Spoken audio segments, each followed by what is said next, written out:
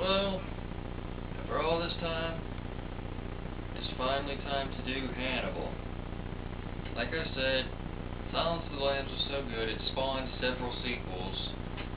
Well, technically only one sequel and two prequels, even though Silence of the Lambs itself is a sequel, novel-wise, to Red Dragon. But this one's for Hannibal, the long-awaited sequel to Silence of the Lambs. This one, basically, you can tell that they put a lot of effort into it, but it's kind of a mess of a movie. I mean, the crucial thing, and people, please don't cry if you've watched Silence of the Lambs in between videos, or if y'all seen it recently and haven't seen this, and please don't cry like I did, but Jodie Foster doesn't play Clarice. I'm not kidding either. It's sad. I know. But it's also very true. See, during production, while they were doing script rewrites and had complications with the script and stuff, after talking about it, Anthony Hopkins signed on. Don't worry, he's in this.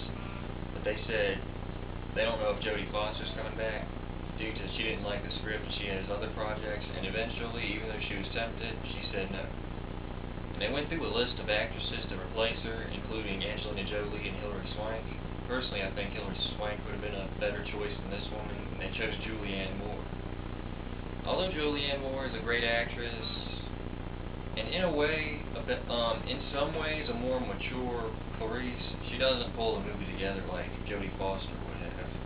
Like, not at all. I mean, she has moments, and they're hollow and dull, and just too typical, and dumb. I mean, that's just it. You can tell that Clarice ain't like James Bond or Batman. You can just take an actor and replace the other one, you know, and just, it'd be good. A little different, but good. You know, you can tell that Jodie Foster was Clarice, not an actress, you know, like Julianne Moore is. And, I mean, I don't like degrading sequels just because of a different actor or actress. Because, you know, like Batman Forever, I actually like that one, even though Michael Keaton doesn't play Batman, you know. And, you know,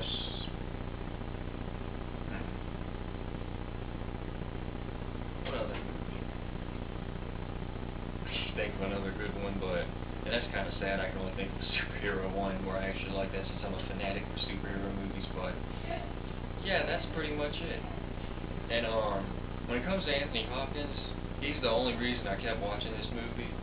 And Gary Oldman, too, he plays the main antagonist of this movie. And Gary Oldman, despite his talents as a hero, when it comes to playing villains, that's clearly what he was destined for as an actor. Because he can rock as a darn solid good villain. He plays a disfigured man who wants revenge on Hannibal for seducing him and tricking him into disfiguring himself by popping him up on all these drugs and stuff. And what he wants to do is, like, trap him in this pit and let big hogs eat his feet off, stuff like that. And he doesn't want to kill him, he wants to disfigure him, put him in a similar situation he is, and then torture him and stuff. It's kind of sick. While different, like a sequel should be, the direction, Ridley Scott directed this, and I love Ridley Scott as a director, but this wasn't his cup of tea, like, at all. It's like Tim Burton, you know, is a good director, but he just wasn't made to direct Planet of the Apes, you know, or stuff like that. And Steven Spielberg wasn't made to direct sequels like The Lost World proved, you know. This is like basically that to Ridley Scott. He just couldn't direct a good Hannibal movie. The other director refused to come back for some reason, I can't remember exactly. But, the best thing I recommend about this movie is read the books. I hear it's great. The book is great in particular. I'll admit the climax of this scene had me on the edge of my seat, but that's about it, honestly. And it had me wondering, and then it just ended in a dumb way, like a dumb, typical sequel ending way. I mean, you don't do that with Hannibal. A sequel to Silence of the Lambs. You just don't do that, you know? Like, Silence of the Lambs had an ending that left its mark, you know? In cinema history and gave the movie a new wave of horror, you know. It broke some good ground. This one just ends too typically. I mean, it was a good ending, but too much of a typical sequel ending. I mean, this movie tries to be too many things, and when it finally comes together, it just explodes into nothing, basically. The best thing that can be said about this movie is Anthony Hopkins. I mean, if you're a hardcore fan of Hannibal, the character, then just watch this for him. Don't expect a decent sequel at all. My review, at best, is probably negative. It's just a mess of a movie.